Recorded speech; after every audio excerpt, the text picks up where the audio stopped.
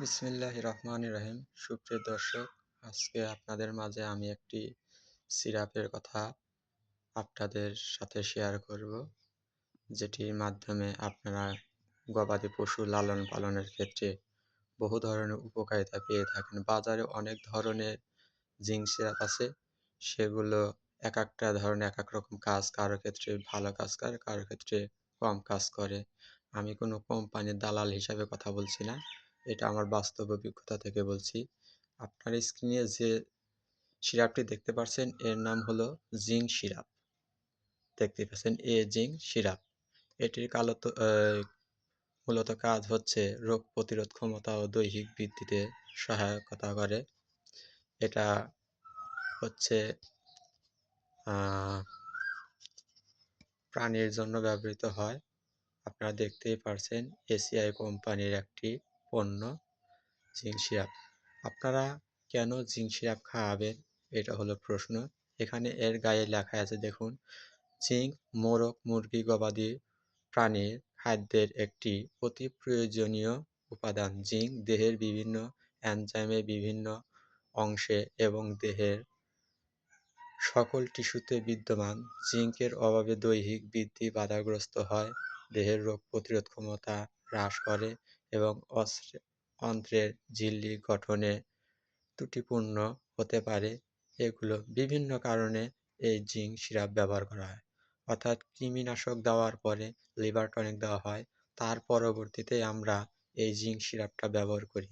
এতে কি হয়, গবাদি পশুর চেহারা পরিবর্তন হয়। তারপরে দেখা যায় যে গায়ে গায়ে চামড়ায় যদি কোনো কোনো ধরনের ঘা পচরা বা অমসৃণ দেখা যায়, তাহলে এই জিঙ্ক সিরাপটি খাওয়ালে আপনার গরু এবং যে কোনো প্রাণীকে খাওয়ালে দেখা যাবে কি গাটা চকচকা এবং গায়ের যে লোমগুলো আছে সব পড়ে ঝরে যাবে, নতুন লোম গজাবে, প্রাণীটি সুন্দর দেখাবে এবং স্কিনের উপরে যে সমস্ত ঘা পচরা ছিল সেগুলো সেরে চামড়া ত্বক সুন্দর হয়ে যাবে। এজন্য আমরা এই জিঙ্ক সিরাপটি ব্যবহার করে থাকি। এ খাওয়ানোর নিয়ম একজন ভেটেরিনারি ডাক্তারের মাধ্যমে, অভিজ্ঞ ভেটেরিনারি ডাক্তারের মাধ্যমে তার প্রেসক্রিপশন অনুযায়ী খাওয়ানো ভালো। তবে যারা এটি সময় পান না বা সময় মিলাতে পারে না, তাদের জন্য এই সিরাপের গায়েই লেখা আছে দেখুন কোন প্রাণী কতটুকু দিতে হবে। বড় প্রাণী অর্থাৎ গরু, বড় বড় গরুগুলোকে 50 থেকে 100 মিলি দিনে একবার 5 থেকে 7 দিন। ছোট প্রাণীর ক্ষেত্রে 25 থেকে 30 মিলি একবার 5 থেকে 7 দিন। পোষা প্রাণী 3 থেকে 36 মিলি একবার। ব্রয়লার 2 মিলি, লেয়ার 3 মিলি। এছাড়া আরও বাড়ানো বা কমানো যেতে পারে, সেটা ভেটেরিনারি ডাক্তারের মাধ্যমে আপনারা জেনে নেবেন।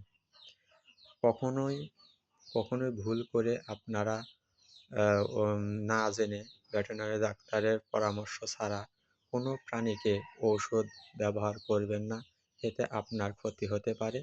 তাই সতর্কতামূলকভাবে আপনারা প্রাণীকে ঔষধ দিতে সাবধানতা অবলম্বন করবেন।